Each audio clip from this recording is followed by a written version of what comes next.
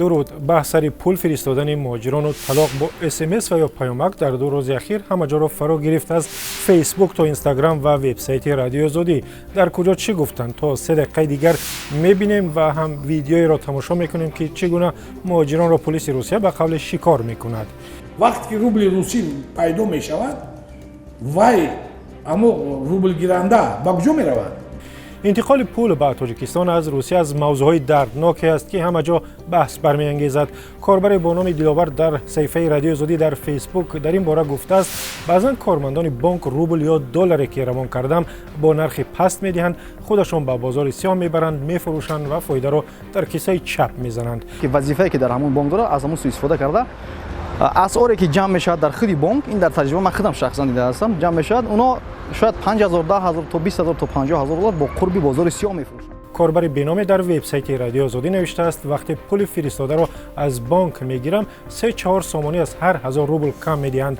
علاوه بر این پول خرد نداره میگویند و 50 تا 70 درم را از پول عوض کردم کم میدهند. مجبور میشدیم که با از روسیه با فایز معین روبل گیریم. محیدین در اینستاگرام گفته است صادرات را بالا برید، واردات را کمتر کنید، خودتان میبینید وضع درست میشود.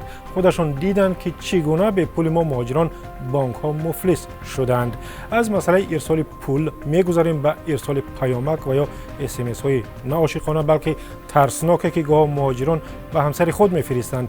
مفتی تاجیکستان همین هفته گفت طلاق با SMS روا نیست. مردم زیادی سر این مسئله در اینستاگرام و فیسبوک بحث کردند و از جمله معراج که گفته است طلاق با SMS جایز نمی شود. او گفته است در حدیث خوانده است که زن را به خوبی جواب بده چون طلاق غضب خدا را می آورد. مزیمه خیرالله در فیسبوک نوشته است خوب میشد طلاق را به مانند زکس قوه قانون میدادند و به شاهد به اساس می حسابیدند. عزیزه بیکو از جفت‌های تاجیک خواسته است فکری فرزندانشان را کنند و نام طلاق را نگیرند و او به همه شما زندگی خوش و خرسندانه آرزو کرده است که ما هم به آرزوی او همراه میشویم. و حالا ویدیویی را میبینیم که بینندگان فعال ما یعنی مهاجران فرستادند و آن هم بازداشت چندی از کارگران تاجیک در شهر لوبنیا در ناحیه دمیتروف است. اومدیم باجوشه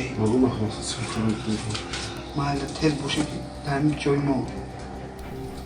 آنهایی که ویدیو را فرستادند گفتند کارمندان میلیسای روسیه با وجود قانونی بودن سندهایشان آنها را لتو کوب کردند.